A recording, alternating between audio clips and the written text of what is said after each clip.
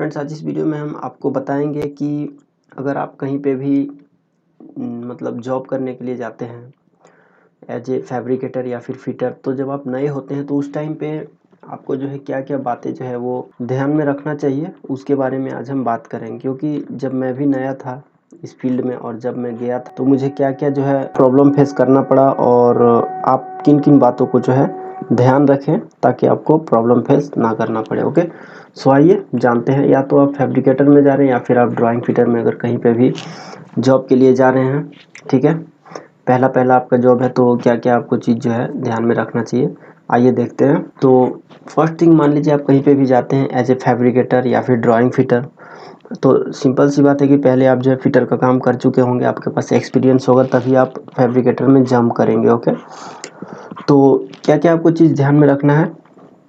तो first thing है, देखिए जैसे ही आप कंपनी में जाओगे तो मान लीजिए कोई भी जॉब है, ठीक है, किसी भी टाइप का जॉब है, तो आपको उसका जो है ड्राइंग आपको दे दिया जाएगा।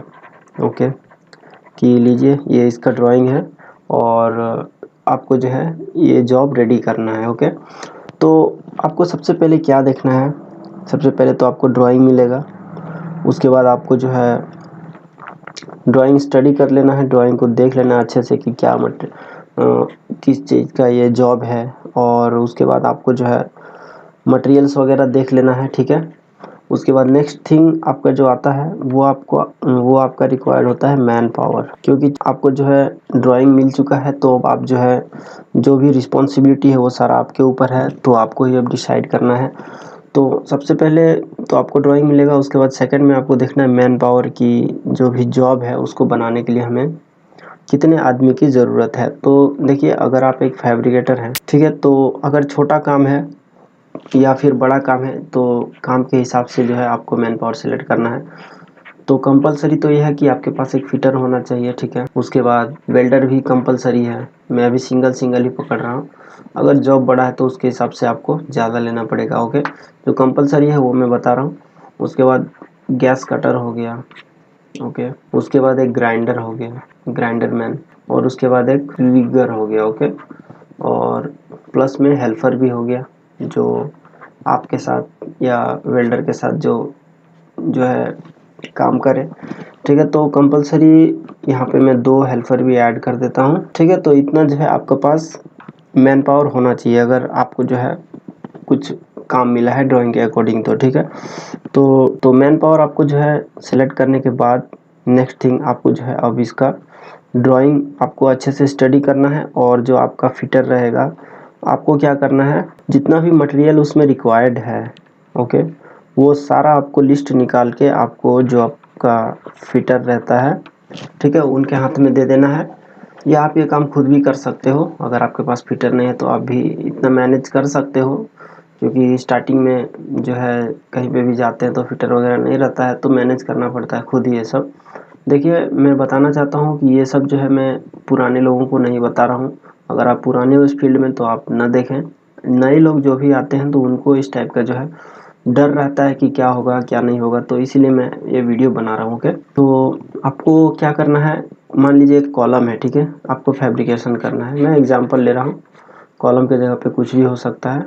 ओके, तो मान लीजिए एक कॉलम है, तो आपको मटेरियल देख के और जितना भी इसमें मटेरियल है वो सारा आपको एक ही बार में कटिंग करवा लेना है। ओके, मतलब एक लगाया फिर एक कटिंग किया, एक लगाया एक कटिंग किया, वैसे करने से आपको जो है प्रॉब्लम हो सकती है। तो इसीलिए आपको ये करना है कि जितना भी इसमें मटेरियल रिक्वायर्ड है वो पहले आपको 1 दिन 2 दिन जितना भी टाइम लगे आपको पूरा का पूरा मटेरियल पूरा कटिंग करवा लेना है, ग्राइंडिंग करवा लेना है, और पूरा मटेरियल इसका रेडी कर लेना है। ओके, और रेडी करने के बाद तब जाके जो है आपको फिटिंग स्टार्ट करना है, तब आपका जो फिटिंग है वो जल्दी हो जाएगा और आपका काम जो है वो दिखेगा। लेकिन अगर आप ऐसा करते हैं कि एक मटेरियल कटिंग किया फिर थोड़ा बनाने लग गए, फिर मटेरियल कटिंग किया फिर बनाने लगे, तो ऐसे में टाइम ज़्यादा लग जाएगा। और फिर कहीं पे भी जब आप नए जाते हैं तो वहाँ पे ऑब्वियस सी बात है आपको काम वहाँ पे दिखाना पड़ता है, तो इस चीज़ का आपको जो है ध्यान रखना है। उसके बाद पूरा मान लीजिए मटेरियल आपका कटिंग हो चुका है, ठीक है, तो अब आपको जो इसका फैब्रिकेशन करना है वो आपको जगह देखना है। मान लीजिए अगर एक कॉलम बनाना है तो उसके लिए तो आपको उतना प्लेटफॉर्म की ज़रूरत नहीं है, वर्किंग प्लेटफॉर्म की। आप सिंपली 2 बीम रख के और उस पे जो है आप कॉलम इसको फैब्रिकेशन कर सकते हैं। ओके, उसके लिए आपको बड़ा प्लेटफॉर्म बेड बनाने की ज़रूरत नहीं है। लेकिन अगर आपको कोई मान लीजिए चिमनी वगैरह का काम मिला है या कोई सेल फैब्रिकेशन करना है तो उसके लिए तो आपको प्लेटफॉर्म बनाना पड़ेगा। तो अगर आपको नहीं आता है कि किस तरीके से प्लेटफॉर्म बनाना है तो उसके ऊपर भी मैंने पहले से वीडियो बना के रखा हुआ है, आप चाहे तो देख सकते हैं, लिंक मैं आपको वीडियो के एंड में दे दूंगा। ओके, तो जब आप प्लेटफॉर्म बनाते हैं तो आपको एक चीज़ का ध्यान रखना है कि आपका जो लेवलिंग है वो आपको जो है वाटर लेवल के थ्रू पूरा अच्छे से होना चाहिए, बराबर होना चाहिए, वरना फिर आपको बाद में जो है इसका प्रॉब्लम हो सकता है। ओके, तो ये आपको ध्यान में रखना है। और जहाँ पे भी आप प्लेटफॉर्म बना रहे हैं तो वो आपको एरिया, जैसे मैंने पिछले वीडियो में भी बताया था कि आपका जो एरिया है वो जो लोकेशन है वो आपको एक बार ज़रूर चेक कर लेना है। मान लीजिए यहाँ पे आप प्लेटफॉर्म बनाने तो इसके चारों तरफ से जो आपका हाइड्रा से जो है आपका मटेरियल शिफ्टिंग वगैरह करने में प्रॉब्लम ना हो, वो आपको ज़रूर इंश्योर कर लेना है, वो देख लेना है। ठीक है, नए लोगों को इतना आइडिया नहीं होता है, इसलिए मैं ये सब पॉइंट जो है ऐड कर रहा हूँ। ओके, और उसके बाद काम जब आपका चलने लगे, और एक बात आपको जो है नोट करना है कि आज मान लीजिए जो भी काम हुआ, ठीक है, तो उसमें अगर कुछ मिस्टेक हो रहा है, आपसे कुछ फॉल्ट हो रहा है, तो आप एक अपना जो है डायरी रखिए। ठीक है, और उस डायरी में आप नोट करते जाइए कि इस दिन हमसे ये मिस्टेक हुआ और दोबारा ये मिस्टेक आपको नहीं करना है। तो ये तभी होगा जब आप जो है इस डायरी में जब आप नोट करके रखोगे और इसको कभी आप देखोगे तो इस टाइप से आपको मिस्टेक नहीं होगा। ओके, और एक बात है, जैसे मान लीजिए कल जो भी काम है उसका प्लानिंग आपको आज करना है। ओके, ऐसा नहीं कि कल काम है तो कल ही देखेंगे, नहीं। अगर आपको आगे जाना है, ठीक है, आगे बढ़ना है, तो आपको जो मैंने कुछ स्टेप्स बताए वो आपको फॉलो करना है।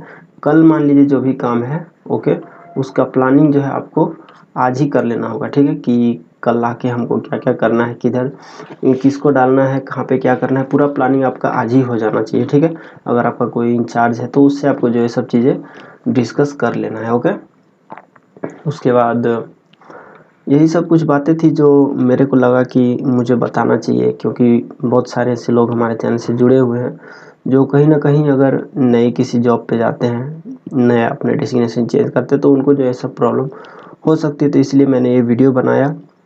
ओके, तो नेक्स्ट है हमारा सेफ्टी। ठीक है, ये बहुत ही इम्पोर्टेंट पॉइंट है सेफ्टी, क्योंकि जब हम काम में लग जाते हैं, काम का हमारे ऊपर प्रेशर रहता है, तो हम सेफ्टी जो है वो थोड़ा नेगलेक्ट कर देते हैं, भूल जाते हैं सेफ्टी के बारे में। लेकिन यही जो है सबसे ज़्यादा इम्पोर्टेंट है, क्योंकि आपके टीम में जितने भी मेंबर हैं, फिटर, वेल्डर, कटर, वो सारे के सारे आपके अंदर में काम कर रहे हैं। तो जो सेफ्टी का रिस्पॉन्सिबिलिटी है वो आपका ही, मतलब आपका नहीं, सभी का बनता है, लेकिन आपको खास करके ज़्यादा ध्यान रखना है।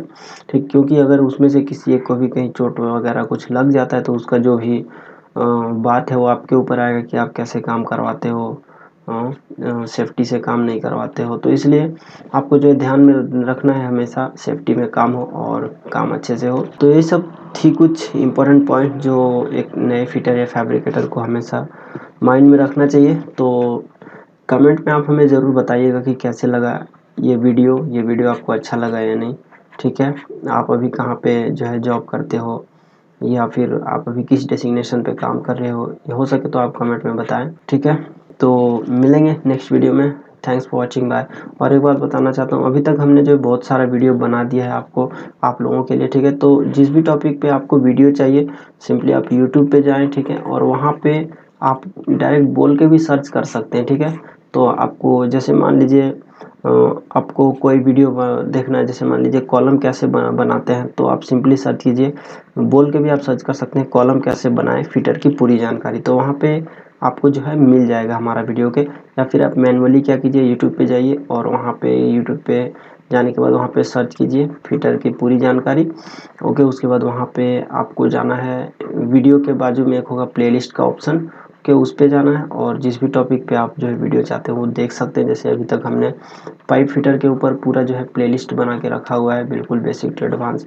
उसके बाद इसी तरीके से स्ट्रक्चर फिटर के लिए भी हमने वीडियो बना के रखा हुआ है। उसके बाद इसी तरीके से ड्राइंग फिटर के लिए क्या इंपॉर्टेंट्स है वो भी हमने सारा कुछ जो है बना के रखा हो। तो बहुत सारा वीडियो हमने जो अभी तक बना दिया है, तो आप लोग चाहे तो वीडियो को जाके देख सकते हैं कि करके। तो मिलते हैं नेक्स्ट वीडियो में। Thanks for watching, bye.